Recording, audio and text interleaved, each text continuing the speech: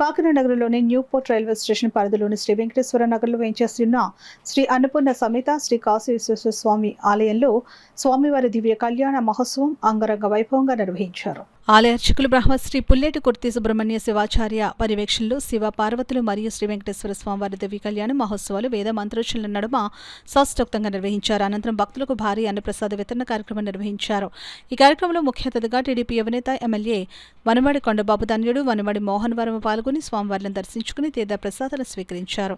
ఈ సందర్భంగా మోహన్ వర్మ మాట్లాడుతూ కూటమి ప్రభుత్వంలో ఆలయాల అభివృద్ధికి ప్రత్యేక శ్రద్ధ తీసుకోవడం జరుగుతుందని అన్నారు. శివ పార్వతులు మరియు వెంకటేశ్వర స్వామివారి వార్ల కళ్యాణంలో పాల్గొనడం ఎంతో అదృష్టంగా భావిస్తున్నామని పేర్కొన్నారు.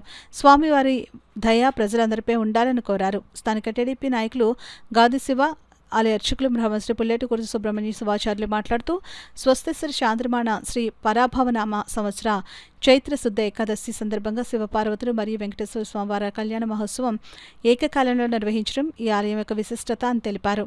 స్వామివారి కళ్యాణం ఘనంగా జరిగేలా సహకరించిన ప్రతి ఒక్కరికి కృతజ్ఞతలు తెలిపారు. ఈ కార్యక్రమంలో ఆలయ అర్చకులు సాయి, నాగసూర్య, విశ్వ Chaitanya Sharma, Venkateswara Nagar colony welfare association సభ్యులు, అధిక సంఖ్యలో భక్తులు తదితరులు పాల్గొన్నారు. ప్రతిష్ఠ చేసి ఇప్పటికి 60 సంవత్సరాలు పూర్తి చేసుకున్నారండి. 60 సంవత్సరాలు పూర్తి చేసుకున్న సందర్భంగా ఈ రోజు ఇక్కడ శివపార్వతుల కళ్యాణం, అలాగే ఇక్కడ విశేషం ఏంటంటే వెంకటేశ్వర స్వామి కళ్యాణం కూడా ఒకేసారి జరగడం.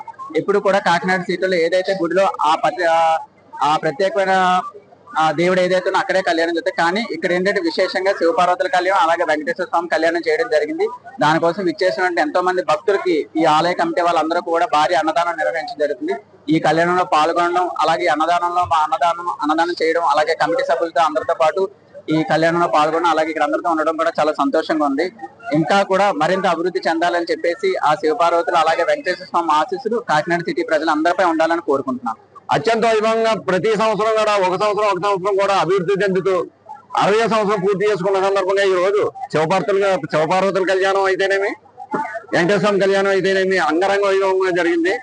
ఈ కార్యక్రమానికి మన యువ నాయకులైనటువంటి వనమాడి మోహన్ వర్మ గారు రావడం అనేది మాకు చాలా ఆనందదాయకం. ఆయన వచ్చి ఈ కళ్యాణ ఏర్పాట్లలో పాల్గొనడం, అలాగే అన్నదాన కార్యక్రమంలో కూడా పాల్గొనడం జరిగింది. ఇది మాకు చాలా సంతోషకరమైన విషయం.